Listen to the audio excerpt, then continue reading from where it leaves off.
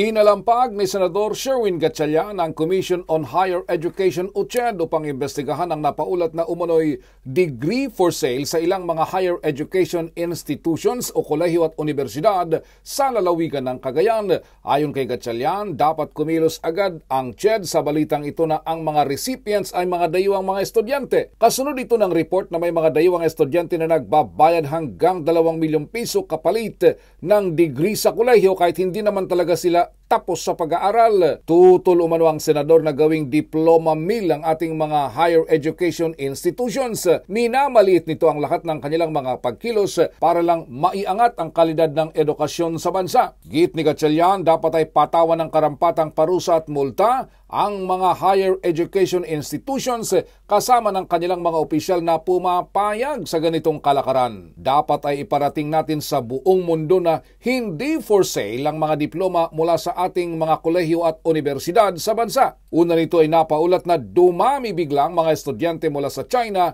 na nag-aaral sa iba't ibang universidad sa lalawigan ng Cagayan kung saan itatayo ang mga karagdagang EDCA sites ng Amerika. Ipinagtanggol ito ni Governor Manny Mamba ng Cagayan sa katwiran na may legal na papeles ang mga ito at nagpasalamat at pinili ang kanilang lalawigan para mag-aral. Para sa MBC TV Network News, ito si Raymond Dadbas, sama-sama tayo Pilipino.